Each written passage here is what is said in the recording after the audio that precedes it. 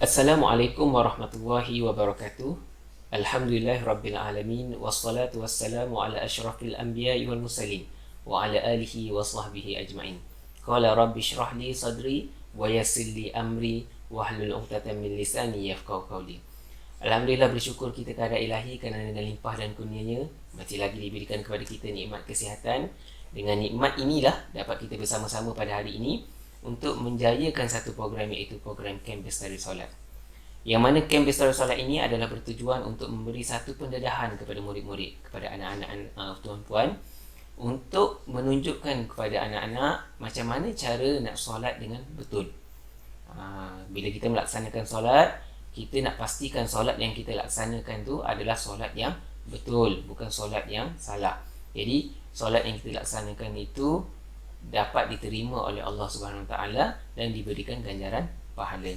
Sebagaimana firman Allah dalam Al-Quran surah An-Nisa ayat 77 yang sebagaimana yang tertera di slide paparan, iaitu wa aqimus shalah wa atuz zakah, dan dirikanlah sembahyang serta berikanlah zakat. Berdasarkan ayat ini dapat kita nyatakan bahawa satu kewajipan kepada semua orang Islam untuk mendirikan solat. Jadi satu kewajipan jugalah kepada kita untuk belajar macam mana cara mendirikan solat dengan betul. Bila kita belajar, baru kita dapat laksanakan solat itu dengan betul. Baik, dalam melaksanakan solat terdapat dua perkara yang perlu kita titik beratkan. Yang pertama, perlakuan dalam solat. Yang mana perlakuan dalam solat ini, apa sahaja perlakuan-perlakuan yang kita buat sepanjang kita berada dalam solat. Dan yang kedua adalah bacaan dalam solat.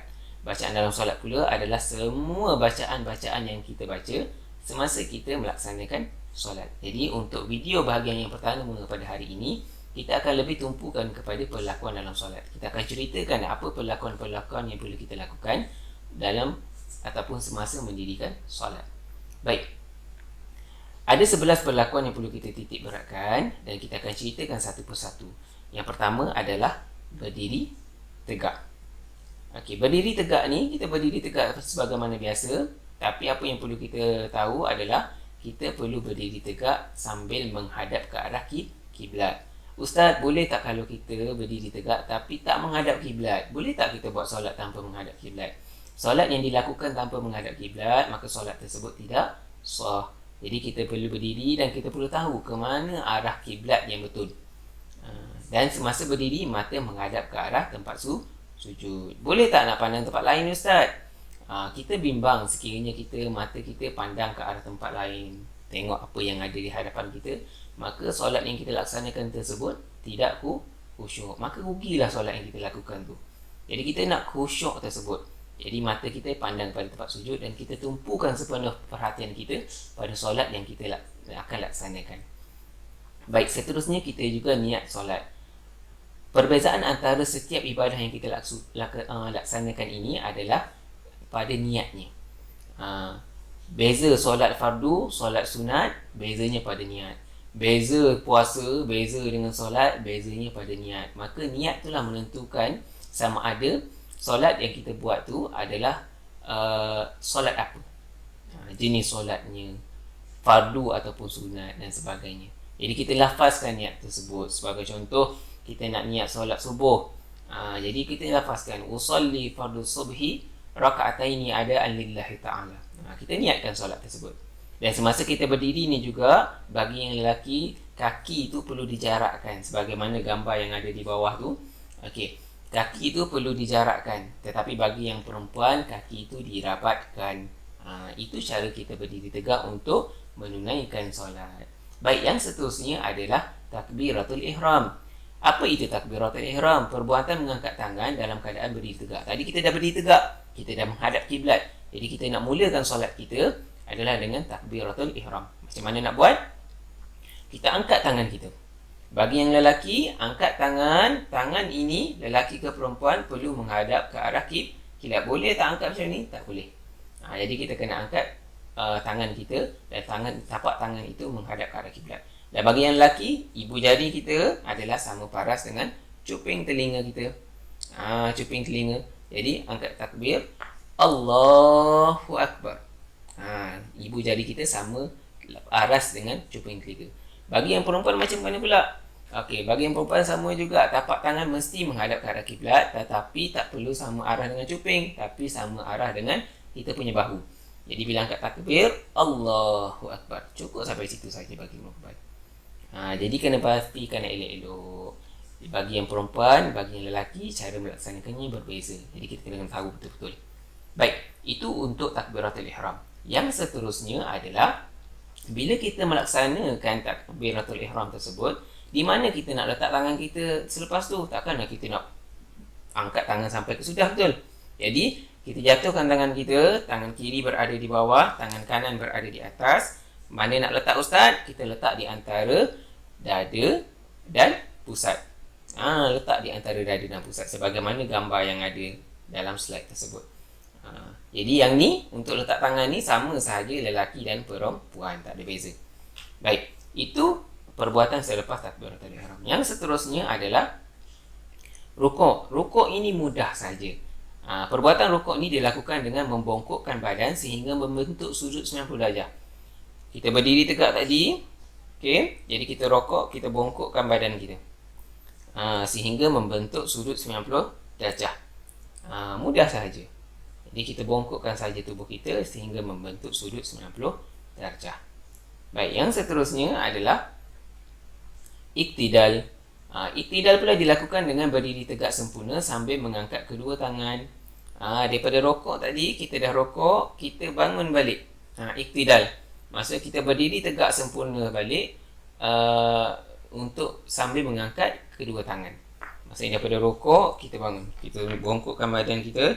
Lepas tu kita bangun Allah, Sami Allahu liman hamidah sambil mengangkat kedua tangan. Sama juga tangan, ibu jari paras cuping telinga bagi yang lelaki dan paras bahu bagi yang perempuan. Baik.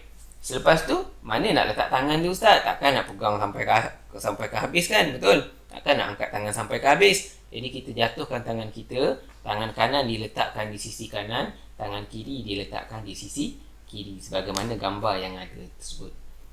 Baik. Itu adalah untuk iktidal. Yang seterusnya adalah perlakuan kunut. Okey, baik. Untuk pengetahuan murid-murid, perlakuan kunut ni dilakukan pada rakaat kedua solat subuh selepas daripada kita iktidal. Baik. Macam mana cara nak lakukannya adalah kita berdiri tegak iktidal, kita berdiri tegak sempurna dan kita mengangkat tangan kita sama macam kita nak baca doa.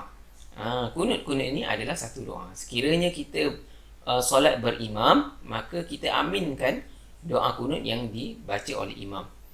Sekiranya kita solat bersendirian, maka kitalah yang baca doa kunut tersebut. Dan perlu ingat, bacaan kunut ni dilakukan pada rakaat kedua solat subuh. Selepas daripada iktidal. Baik, itu adalah untuk perlakuan kunut. Yang seterusnya adalah sujud.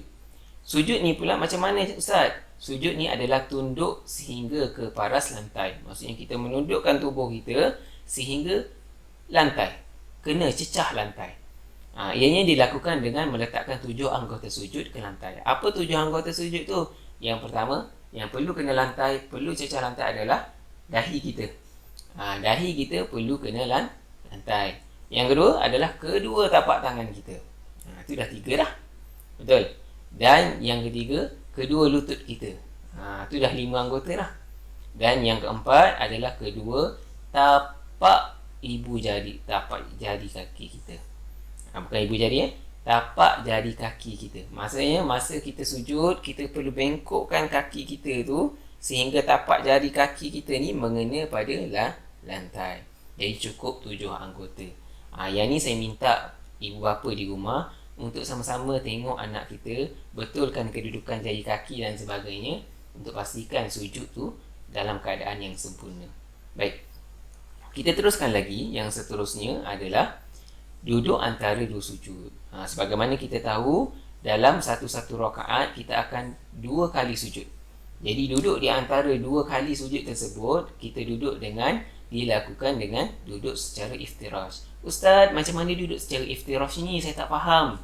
Duduk secara iftirash adalah kita meletakkan punggung kita di atas kaki kiri dan kaki kanan ditegakkan di atas lantai sebagaimana gambar yang ada ni. Sebagaimana gambar yang ada tu, Yang ni pun saya minta ibu bapa untuk sama-sama tengokkan anak masing-masing, betulkan kedudukan kaki, kedudukan punggung dan sebagainya, supaya kedudukan duduk iftirash ni betul. Yang ni kedudukan lelaki dan perempuan sama saja, tak ada beza. Jadi duduk antara dua sujud bagi lelaki dan perempuan adalah sama. Baik, yang seterusnya adalah duduk tahiyat awal. Duduk tahiyat awal juga dilakukan secara iftirash. Sama macam duduk antara dua sujud. Tapi yang membezakan antara duduk antara dua sujud dan duduk tahiyat awal adalah macam mana kita meletakkan tangan kita. Okey, kalau duduk iftirash, kita meletakkan tangan kita, kedua tangan kita di atas lutut ataupun peha. Tapi duduk tahiyat awal, apa yang membezakan adalah tangan kanan. Yang mana duduk tahiyat awal, tangan kanan kita genggamkan dan jari telunjuk kita luruskan ke hadapan, seolah-olah kita menunjuk ke hadapan. Saya mohon mak ayah untuk betulkan ni sekiranya ada anak-anak yang buat silap. Tolong tengokkan. Mungkin kekangan apabila PKP ni kita melakukan secara online, jadi kita tak boleh nak tengok betul-betul. Jadi saya mohon kerjasama kepada semua ibu ayah untuk sama-sama tengok anak-anak kita solat macam mana. Betulkan apa yang patut dibetulkan. Baik, itu adalah untuk duduk tahiyat awal. Yang seterusnya adalah duduk tahiyat akhir. Duduk tahiyat akhir dilakukan dengan duduk secara tawaruk. Ustaz, tawaruk ni apa pula? Tadi iftirash, ni tawaruk pula. Duduk tawaruk ni adalah kita duduk, kita meletakkan punggung kita di atas lantai. Kalau tadi iftirash, kita meletakkan punggung kita di atas kaki kiri. Sekarang kita meletakkan punggung kita di atas lantai. Kaki kiri di mana Ustaz? Kaki kiri berada di bawah kaki kanan. Dan kaki kanan tetap ditegakkan di atas lantai sebagaimana duduk iftirash. Saya mohon sekali lagi ibu bapa untuk sama-sama tengok anak masing-masing, bagaimana cara mereka lakukan dan betulkan sekiranya mereka melakukan kesalahan. Tangan masih juga letak di atas lutut ataupun peha awak. Dan untuk duduk tawaruk pun sama macam duduk iftirash untuk tahiyat akhir, tahiyat awal tadi, yang mana kita genggamkan tangan kita dan jari telunjuk diluruskan seolah-olah kita menunjuk ke hadapan. Baik, ini pun sama, kedudukan lelaki dan perempuan adalah sama, tak ada beza. Baik, yang seterusnya adalah kita berpaling ketika memberi salam. Perbuatan yang terakhir dalam solat kita, perbuatan penutup dalam solat kita adalah kita memberi salam. Jadi macam mana cara nak memberi salam? Sebagaimana yang kita tengok pada gambar tersebut, kita palingkan muka kita ke arah kanan sambil memberi salam. Seterusnya kita paling pula muka kita ke arah sebelah kiri dan kita memberikan salam. Macam mana? Assalamualaikum warahmatullahi. Okey, habis sebelah kanan. Pandang depan balik. Assalamualaikum warahmatullahi. Okey. Setelah selesai memberi dua salam tersebut, maka berakhirlah solat yang kita lakukan tu. Tapi kena ingat, ada satu lagi perbuatan yang perlu kita tengok, iaitu tomak nina. Ustaz, apa pula tomak nina ni Ustaz? Tomak nina ni bermaksud kita berdiam diri seketika selepas pergerakan sebelumnya. Kira-kira selepas semua anggota badan kekal, iaitu tidak bergerak dengan tempoh masa yang sama dengan membaca bacaan tasbih, iaitu subhanallah. Apa maksudnya Ustaz? Saya tak fahamlah berbelit-belit ayat ni. Baik, apa yang perlu awak semua faham adalah tomak ninah ini adalah kita melakukan perlakuan dalam solat kita dengan tidak tergopoh-gapoh. Kita buat secara sempurna segala perlakuan yang kita lakukan tu. Sebagai contoh, kita nak rokok. Rokok adalah kita membongkokkan badan kita sehingga membentuk sudut 90 darjah.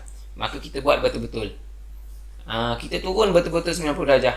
Lepas tu kita berhenti sekejap. Berhenti sekejap selama mana?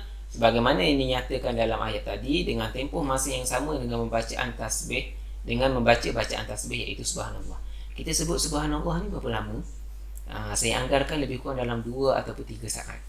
Jadi kita tetap berada pada satu-satu perlakuan tu paling kurang tempohnya 2 sehingga ke 3 saat. Jadi kita tetap jadi senang bahasanya, senang kita nak faham adalah kita melakukan sesuatu perbuatan dalam solat itu dengan tidak tergopoh-gapoh. Buat elok-elok, jangan terlalu laju, jangan terlalu gopoh.